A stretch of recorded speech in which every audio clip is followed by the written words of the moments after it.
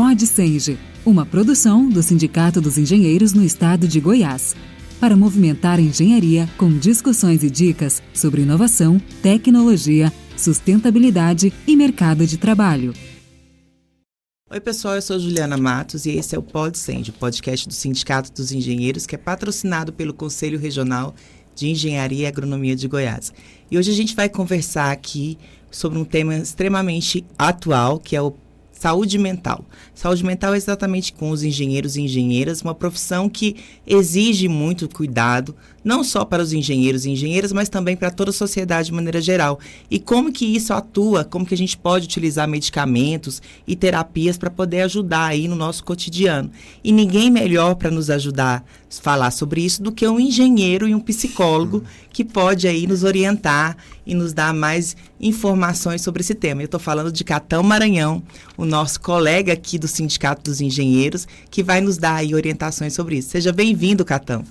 Muito obrigado, Juliana. Esse é um tema, como se disse, muito relevante. Antes de me apresentando, sou engenheiro, todo mundo sabe, engenheiro civil, faço parte da diretoria do SENGE, mas sou psicólogo formado aqui era a UCG, depois virou PUC, e fiz especialização em terapia cognitiva no ITC, em São Paulo, que era foi o primeiro curso de especialização em terapia cognitiva no Brasil.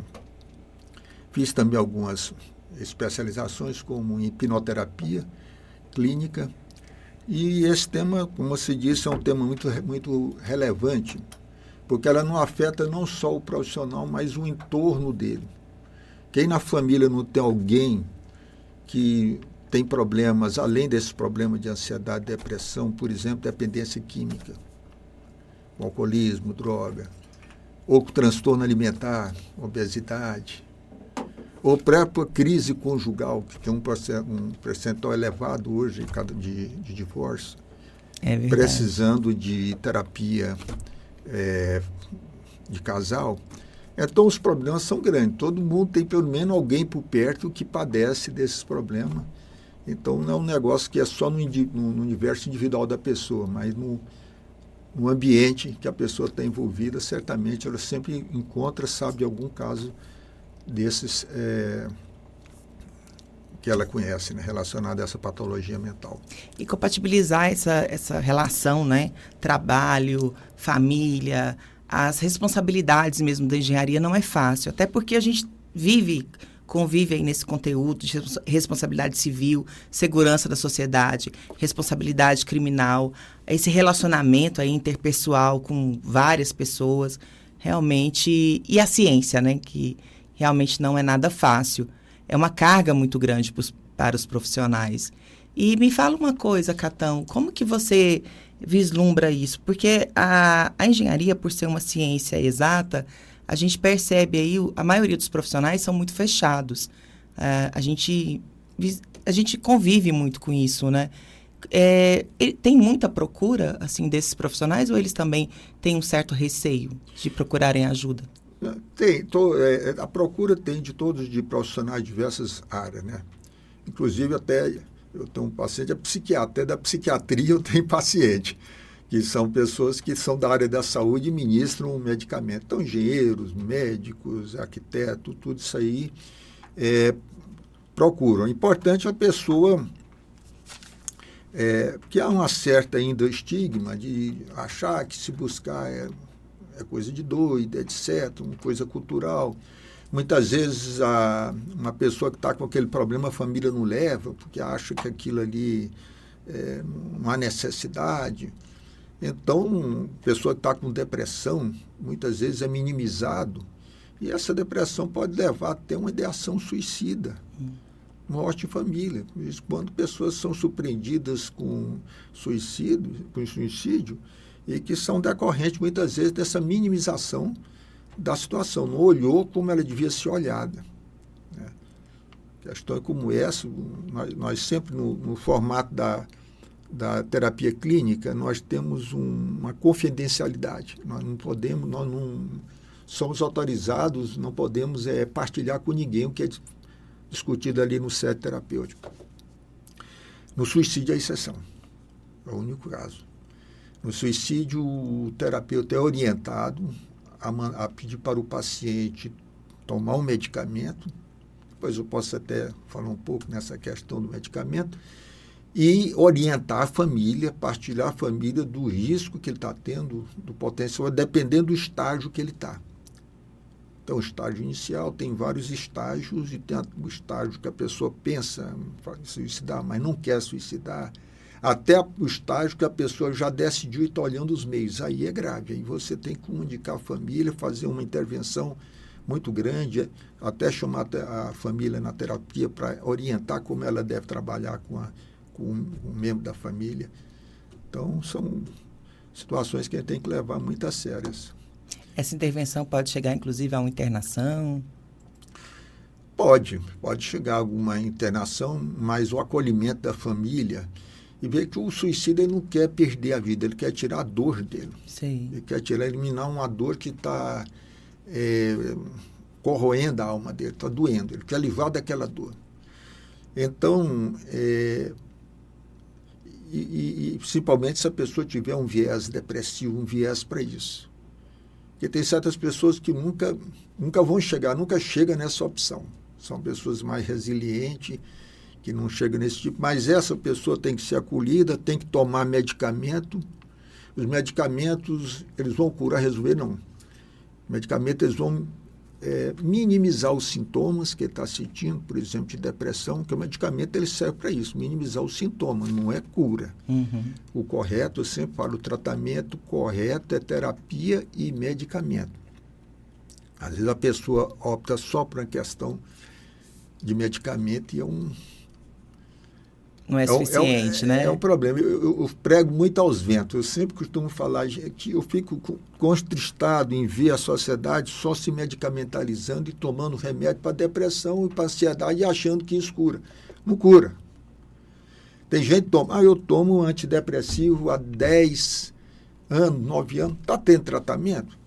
Ele tem uma bengala que apoiar, que possibilita ele a minimizar os sintomas e mesmo com ansiedade, com depressão, ele continuar. Porque ela resolve apenas nesse sentido, diminuir a sintomologia. E se completa com a terapia, que na terapia nós vamos olhar na causa do problema e tentar fazer com que esse indivíduo que tem essa dificuldade, muito tenso, ansioso, depressivo, que isso seja resolvido. Né? E, assim, geralmente o medicamento ele é prescrito após a terapia, né? Primeiro é indicada a terapia e depois o medicamento, ou não faz diferença? O medicamento, o ideal é simultaneamente. Começa o processo terapêutico, começa o medicamento. Uhum. É bom começar junto. Entendi. Então, se ele tem com ansiedade, tem uns ansiolíticos aí que são...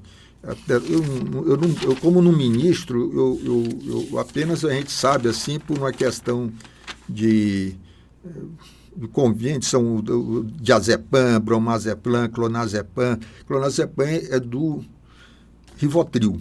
Sim, é porque tem famílias, né? O Rivotril é uma classe... Esse medicamento, ele tem que dar junto com a terapia, que ele diminui a sintomologia e a terapia vai fazendo o tratamento. Uhum. O ideal é, com o tempo, reduzir a medicação. Uhum. O psiquiatra reduz num processo que chama desmame. Com os poucos, ele vai reduzindo a concentração ou a dose, a posologia, até superar. Que se tirar de uma vez pode dar reação. E que tipo de reação que pode dar? Tem reações, por exemplo, você pegar o Rivotril, ele pertence a uma classe que chama benzodiazepínico. Ele muita gente toma, ele até numa dose, o ideal não era nem passar de 1 ano. O Rivotril, ele cria uma dependência química. Não é só ele, vários criam. O Rivotril é para ansiedade. Aí você tira de uma vez o Rivotril, você vem taquicardia, vem tensão, angústia, e você pensa que tirou o Rivotril e está devolvendo o sintoma da ansiedade. Não, é sintoma da dependência já. Entendi. A dependência do Rivotril leva a sintomas que são parecidos com a ansiedade. Por isso que tem que fazer o desmame, redução gradual. Né? Porque todo remédio tem efeito colateral. Eu conheço muitos pacientes que chegam lá e falam, o psiquiatra me rejeitou esse remédio, estou bem, eu vou voltar lá. Porque o psiquiatra, ele trabalha muito uma espécie meio de tentativa e erro. Ele dá um medicamento no intuito de acertar. Ele acertou para 2, 3, vários pacientes que... Para 2, 3 pacientes, vamos quantificar, resolveu. Mas esse remédio que deu para ele, para outro não. Tem uma resposta individual do indivíduo. A gente chama de idiosincrática.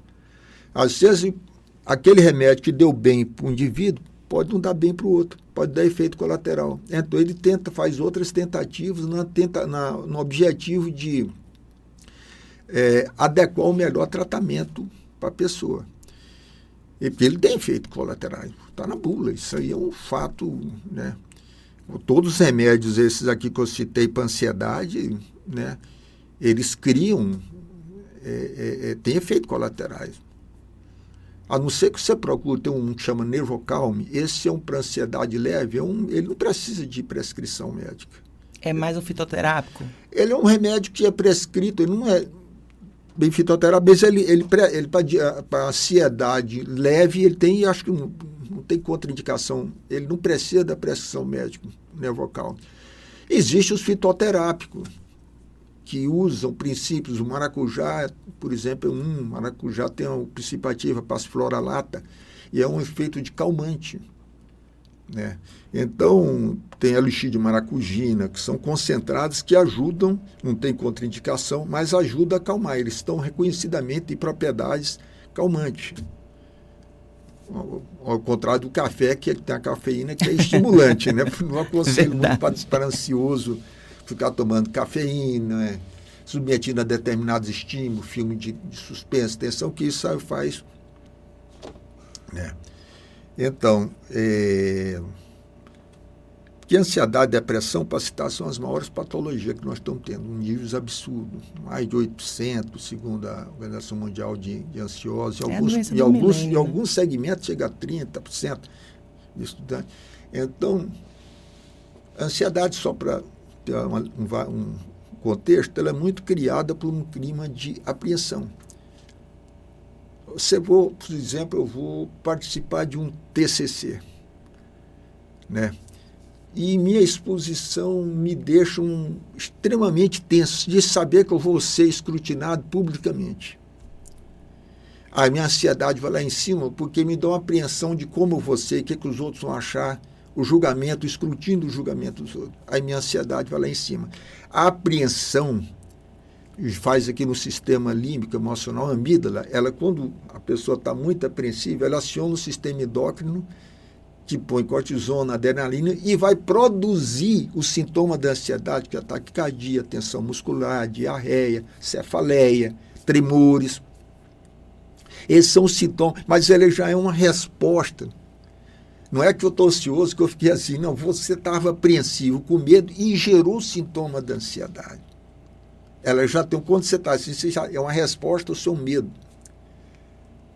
Então, um caso, assim, só para ter um exemplo, um caso desse, você sugere um pouco um ansiolítico para acalmar um pouco, minorar os efeitos da ansiedade, diminuir o sintoma. Os principais tem, a gente chama lá na bula ISRC, inibidor seletivo de recaptação da serotonina, que procura aumentar a concentração dela na sinapse cerebral e, com isso, diminuindo os efeitos da ansiedade. Mas na terapia nós vamos, qual o problema dele? Não é a exposição, não é fazer o escrutínio, aí nós vamos trabalhar isso aí. Esse indivíduo que vai na TCC está apavorado e tem um medo de exposição. Então, esse medo de exposição que ele tem é que nós vamos ver. E quais são os efeitos desse medicamento no cérebro, desses recaptadores de serotonina? Não, eles procuram, como diz, na sinapse cerebral, aumentar, inibidor de recaptação, que ela não seja recaptada, então ela vai aumentar a concentração. Que a serotonina, a dopamina é considerado o neurotransmissor do prazer, da recompensa. Quando você faz uma coisa, né, que você fica alegre, realizado, você está derramando dopamina. Então, eles procuram aumentar a concentração desses neurotransmissores porque isso produz mais bem-estar e mais calma. Não resolve tudo. mas melhora. No caso da depressão, às vezes, tem pessoas que têm uma depressão chamada depressão refratária. O que é isso? Um psiquiatra prescreve medicamento perfeito, bonito. E o indivíduo não reage adequadamente aqui, ele continua. Significa, uma vez um paciente chegou lá comigo e aí não vou omitir o nome do psiquiatra, porque fica. Aí o psiquiatra disse para ele que ele estava vencendo os medicamentos. E isso é isso. Quem cria a depressão e a ansiedade é o indivíduo. Sei. A capacidade de remissão do sintoma do medicamento é inferior à capacidade que ele está instalando. Aí não dá. Tem uma coisa que eu chamo assim, muito interessante, frequência, intensidade e duração. Se você está com um sentimento muito de angústia muito grande, frequente, muito frequente, intenso, muito forte, uma valência muito grande, e duração por muito tempo, vai surgir. Vai dar um impacto na vida do indivíduo e com reflexo no comportamento e com reflexo na saúde física. Ele não tem dúvida. Aquele ditado ocidental, mente sã, corpo sã. O corpo reflete, né? Não tem como. O corpo reflete a inquietação da mente. Isso aí é um fato. A doença psicossomática começou a ser descrita lá no começo do século passado pelo Freud. Hoje não tem dúvida quanto a isso. A mente produz isso. Enfermidade no organismo, né? Isso é um ponto pacífico, né?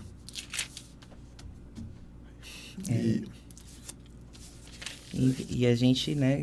E é extremamente importante cuidar da mente primeiro, porque o físico, ele reflete, e ele, quando ele reflete, é uma coisa muito grave. Vou dizer para você, a maioria das patologias, elas são construídas silenciosamente por isso. Quando tem algumas técnicas, né, como shiatsu, acupuntura, você coloca aquelas agulhas, quem faz shiatsu, ele aperta em porção da sua perna. Justamente, a perna, essa área aqui, ele só põe aqui onde dói.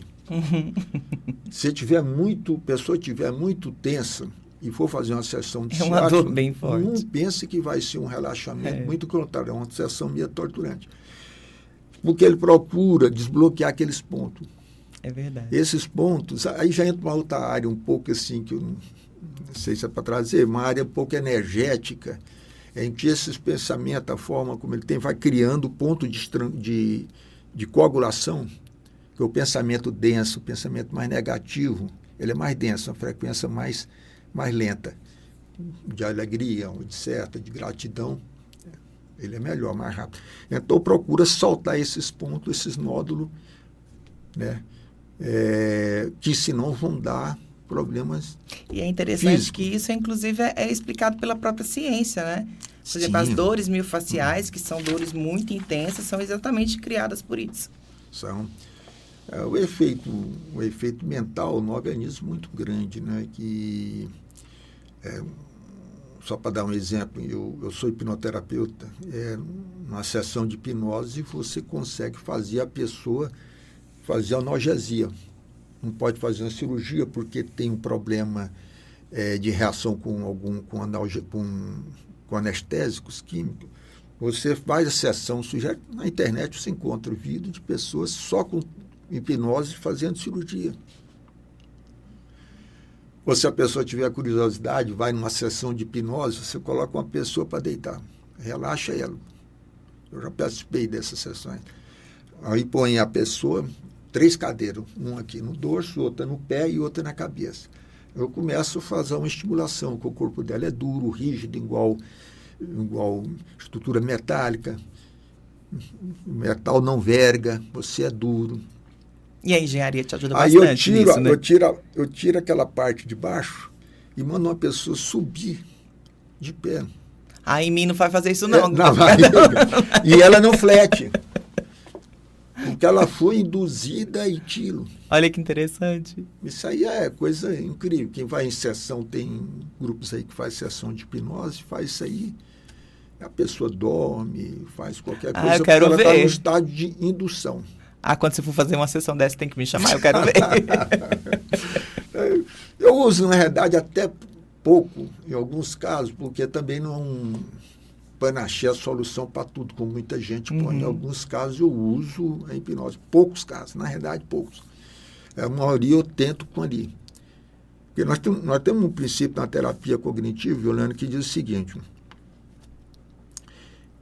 tinha um cara chamado Epíteto, que viveu não sei quantos, 2.000, 3 anos atrás, e já falava assim, não é a situação que está te deixando louco, é a forma como você olha para ela. O Beck vai dizer que não é uma situação que te deixa tenso, depressivo, é a forma como se avalia e interpreta aquela situação. Então, eu vou lá, por exemplo, eu sou digamos, um foco social. Estou andando tranquilo, estou muito bem. A Juliana me fala, vamos ali numa reunião social muito importante.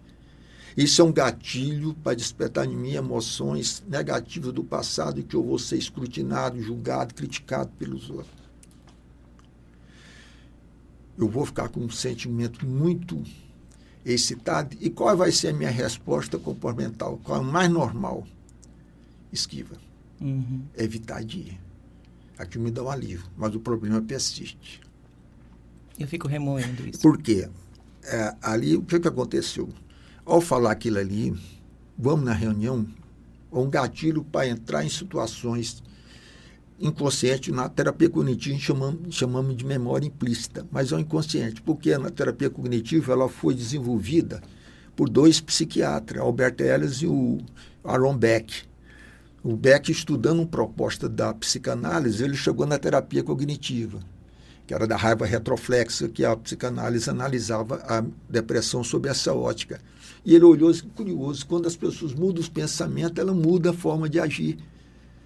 Então, são as cognições. Elas não são resposta, elas são a própria depressão. Na depressão, na terapia cognitiva, a tríade de Beck, pensamento negativo a respeito de você, a respeito do outro e desesperança. Eu estou numa situação, nada vai resolver, nada vai melhorar, está ruim, vai continuar sendo. Desesperança. Eu sou um fracasso, sou isso, não consigo fazer nada, as pessoas não estão indo para mim. Essa leva uma espiral muito negativa. Né? Então, essa é a tríade de Beck. Então, os problemas a gente tem que olhar.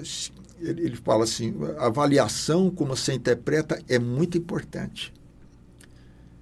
Muitas vezes essa interpretação, ela nos dá a emoção e nos dá o comportamento. Então, na terapia, nós trabalhamos isso, procuramos flexibilizar o pensamento do indivíduo e depois, se for o caso, reestruturar as crenças, que aí leva a uma maior mudança.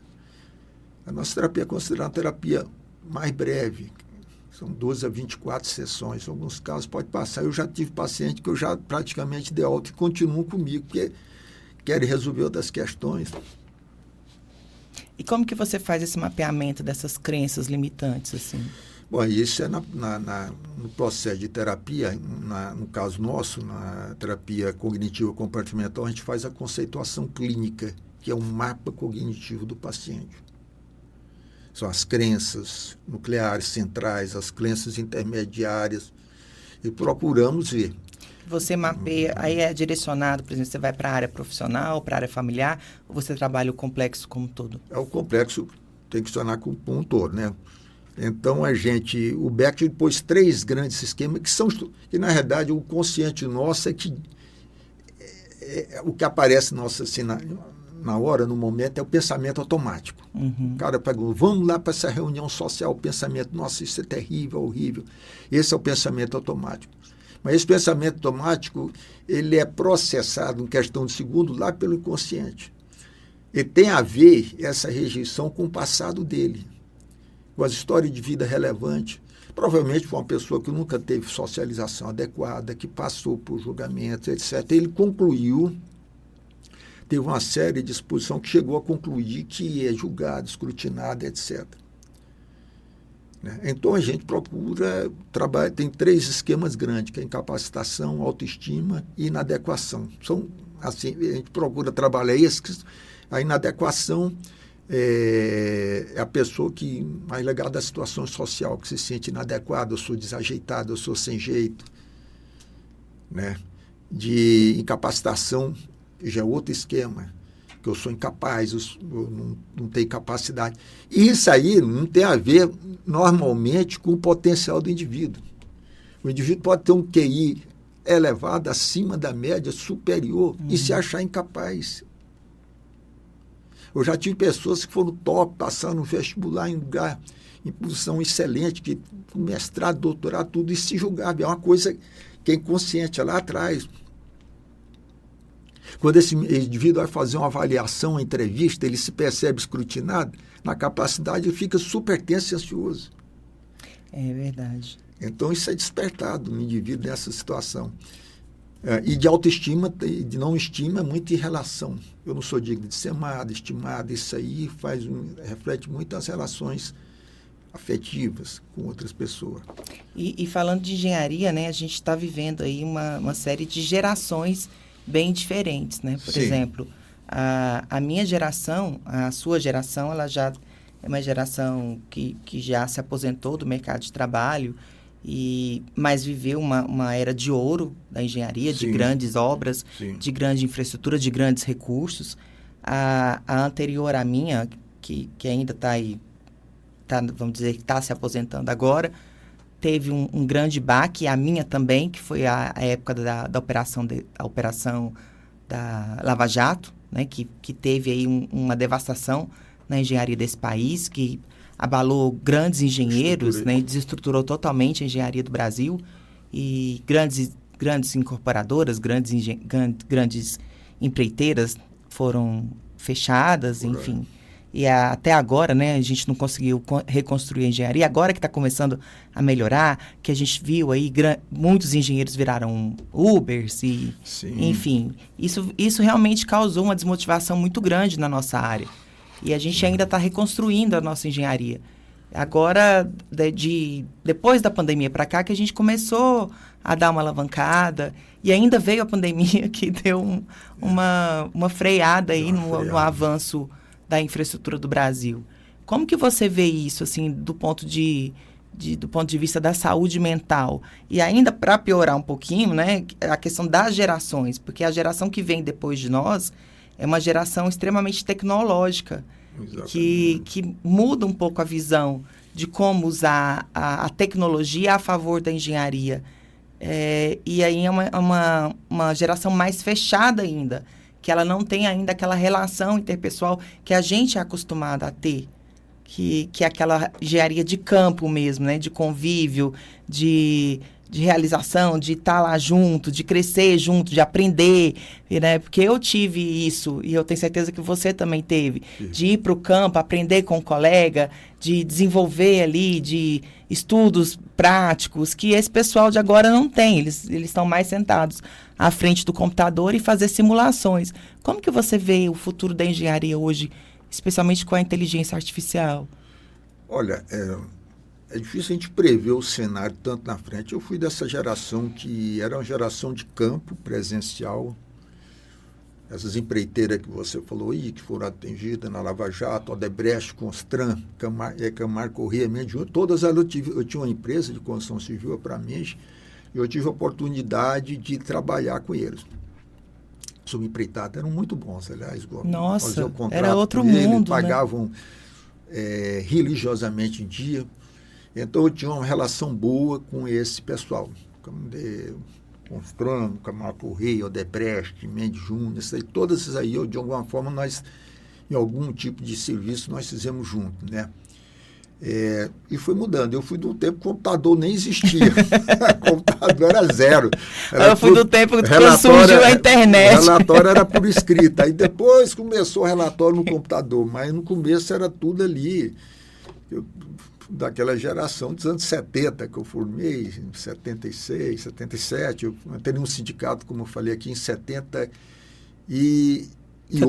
Nossa! Eu tenho 46, o sindicato tem 47 anos, eu tenho 46 anos de sindicato. Então, isso não tinha. O computador foi chegando, foi se instalando. Hoje não temos até isso, inteligência artificial, eu não sei onde vai chegar isso, né? Hoje você pega a obra, antigamente era maquete. Para você ver a obra, tinha que fazer a maquete. O arquiteto fazia a maneira de você ver. Hoje não, você já entra para ver virtualmente dentro, em 3D, como é que está a obra. Então, são coisas hoje que estão... Agora, eu acho que esse contato, a tecnologia nunca vai suprimir de tudo o contato pessoal. Ela é uma ferramenta que é para ajudar, não para suprimir coisas que são importantes na nossa vida. Esse contato assim, pessoal, eu acho que não tem como. Você não pode ficar no mundo virtual. Hoje, pessoas ficam no mundo virtual, procurando se relacionar com outra, aquele negócio todo. Isso funciona até determinado ponto. É uma página 4, 5, sei lá. A partir de diante, nada substitui o contato tete-a-tete, pessoal, né?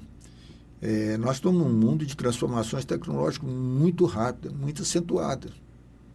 Daqui 20, 30 anos, não sei, eu não ouço dizer o que vai acontecer, do tal impacto que teve, a gente olhando o passado, o que tem hoje. A evolução é muito dinâmica. Extremamente dinâmica. Em termos tecnológicos, de materiais também, de tudo. Em termos materiais é excelente, né? Isso é fantástico. É fantástico. Mas com relação a essa parte aí pessoal, eu acho que essa parte, no meu modo de ver, não se esgota, né? Que o ser humano, ele tem sempre uma interlocução com outro ser humano, então... E você, como engenheiro e psicólogo, você não acha que isso pode afetar um pouco a saúde mental? Pode, tudo depende de como a pessoa lida com a situação. Na época da Covid, nós tivemos pessoas que ficaram extremamente tensas, não ficar sozinha naquele ambiente, como a pessoa vê e lida. É sempre isso. É como ele enxerga aquela situação e trabalha com ela. Pode ser, pode. Uns afetar mais que o outro, pode. Isso é possível, né?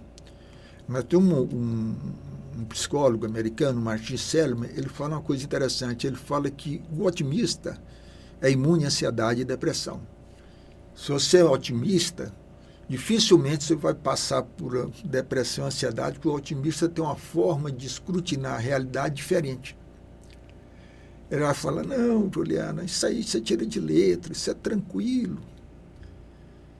É uma forma. Então, as pessoas que têm esse viés mais otimista, elas sempre vão lidar melhor, mas isso aí são poucos por cento, né? É a pessoa que, se ela está no marketing, depois da primeira, está vendendo um serviço, segunda, está quinta, sétima tentativa, no sétimo não, qual a tendência dela? Chutar o balde. O otimista, ele tem uma estrutura diferente, de repente pensa assim, 10, 1 vai atender. É sempre a se 7 disseram não, os próximos 3 vão aumentar. Olha que não tem nenhuma coisa factível, realidade que vai acontecer, mas ele aposta sempre no melhor. É verdade. E isso faz capacitar ele a superar a situação. Geralmente o ansioso é assim, a situação é desse tamanho e ele é desse tamanhozinho. No otimista, a situação é desse tamanho e ele é desse tamanho. Relaxa, eu tiro de letra, isso é tranquilo. Você, para que isso? Você está preocupada com o quê? Não, você vai lá, te dar conta de um recado, isso é uma coisa mais fácil. E para que isso, né? Tudo é aprendizado. Tudo é aprendizado, aí, fica tranquilo. As pessoas, elas são mais resilientes a esse tipo de coisa. Se um engenheiro tiver essa resiliência, ele vai aguentar, superar, porque ele nunca vai deprimir. Eu vejo isso muito nessa geração agora. Né? Essa geração agora, ela é muito ansiosa, né? Muito, quer tudo agora, quer tudo... Essa ansiedade conspira contra. A ansiedade conspira contra porque... Eu acho que a gente é culpado por isso também, né? É fruto da sociedade hoje que cultua o sucesso, cultua a busca por realizações materiais, a busca por empoderamento, a pessoa se destacar, ser mais. Isso é um sofrimento, essa necessidade da pessoa mostrar credenciais, que eu sou isso, sou aquilo. O Adler estudava muito complexo de inferioridade. Porque o ser humano tem uma tendência muito grande para se empoderar e querer ser mais. Quanto mais ele sente menos, mais ele procura a compensação inversa. Sabe a carteirada? Você sabe com quem que você está falando? Então, tudo isso é necessidade. Eu tenho um diploma disso. Eu sou doutorado. Qual o recado que eu estou transmitindo? Olha o que você está falando. Eu sou de poder. Até amizade. Eu sou amigo do governador. São formas mais diferentes possíveis de empoderamento, para ele se sentir mais poderoso, etc. Acho que a gente esqueceu de falar para os nossos filhos que é possível crescer, mas demora, né? Demora, não é do dia para a noite. É um processo de maturidade, vem com o tempo, de amadurecimento, né, desse tipo de situação, né? Mas é isso aí, essa questão está sempre presente, pessoas aí. Uma vez eu vi uma pessoa chegar, eu não vou nominar não, mas um se for aqui no sindicato, falou, nunca fui numa entidade, falou, nunca recebi aqui uma homenagem de reconhecimento. Eu falei, para que essa busca, essa vontade, né? Essa carência por querer isso, reconhecimento. Se a pessoa já se reconhece naquilo que é, não é isso, é desnecessário, né? Totalmente supérfluo. É isso aí. Mas é muito interessante essas coisas mesmo. E você falou da questão da engenharia como um todo, da questão dos medicamentos. Quais são os efeitos colaterais? Como que isso pode prejudicar na questão do trabalho? Pode. O medicamento, medicamento é uma droga. Drogaria. Drogazil. É uma droga. É uma droga que é ministrada por psiquiatra para trazer benefícios. Em quantidade exagerada da internação. Da causa da óbito. Então, muita gente faz automedicação e toma medicamento porque um amigo indicou a caixa de remédio. E esse aí leva a um problema sério. Então, o excesso de medicamentalização ele produz efeito colateral. É só olhar a bula. A bula está escrito. Quando a pessoa está aquilo, me pasma, a pessoa fica assustada, porque aquilo acontece. Pode dar consequências a médio, curto prazo, longo prazo na vida da pessoa. Como eu disse, que às vezes o dano é silencioso. Uhum. Aí dá num organismo determinado. Porque a medicina hoje ainda está mudando muito, ela olha a doença. Sim. Muitas vezes não é focada na saúde, é na doença. Saúde não é ausência de doença. Então, mas não olha o processo de adoecimento. O que levou aquela pessoa saudável a ficar lá? Uma medicina está com problema na bexiga, problema isso, problema não sei o quê, daquilo. Não olha o processo que está levando aquilo. Então, procura medicamentar o problema sem olhar a causa que está. E a causa, muitas vezes, vem disso aí. As causas psicológicas, elas estão presentes. Existe uma coisa aqui que eu acho interessante colocar, que existe uma correlação entre problemas psicológicos e desenvolvimento moral. São duas variáveis diferentes, mas que tem. Quanto mais desenvolvimento a pessoa tem na escala moral, menos patologia. É mesmo? Não parece interessante? Muito. Quanto menos a pessoa... O que é o desenvolvimento moral? A capacidade da pessoa lidar com as suas mazelas, com o seu lado que o Jung chamava sombra, inveja, raiva, depressão, ódio, ressentimento. Quanto ele mais desenvolve amor, harmonia, contemplação, compaixão, empatia, menos problema psicológico ele vai ter. Olha isso. Teve fazendo uma correlação com a espiritualidade, 2000 anos atrás, Jesus já falava isso. Tinha um cara lá, um paralítico, ele falou assim, vai e não peques mais para que te suceda coisa pior.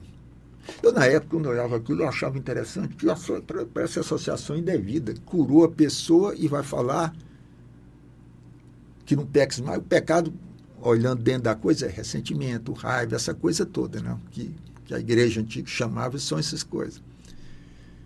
Então, é uma correlação. Aí tem um outro caso lá, um outro vem, que ele fala para que o filho homem tenha poder, levanta-te e anda. Mas antes ele fala para o indivíduo o seguinte, coragem, teus pecados são perdoados. Aí os caras falam, mas isso aí qualquer um fala. Aí ele deu aquela de... para que o filho do homem acredite. Então, essa questão entre o desenvolvimento moral e a psicopatologia já é muito estudado. E é uma certeza, quanto mais se desenvolve no campo da moralidade, menos patologia você vai ter. E como que as empresas podem ajudar assim, os seus profissionais a terem mais... a criar um ambiente melhor para os seus empregados? A empresa pode criar uma oxigenação boa, com os funcionários, um clima mais simpático, mais harmônico, de abertura entre eles, possam se manifestar. É importante que a empresa tenha essa preocupação e vem muito dos donos. O dono pode entender que isso aí não precisa nada, pronto, serve do sistema antigo e tudo bem.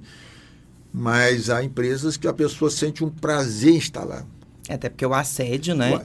Ele existe e pode adoecer as pessoas. A pressão por desempenho, por resultado. A forma como isso é feita pode ser prejudicial para o profissional. Um ambiente que quando você fala, eu gosto muito de trabalhar naquela empresa, aí já tem alguma coisa de positivo. Você vê uma relação harmônica entre o chefe e o subordinado. A cobrança é pautada em um certo pragmatismo, uma certa realidade, não tem coisas indevidas. O indivíduo se sente satisfeito, bem remunerado, ele se sente bem remunerado, acolhido.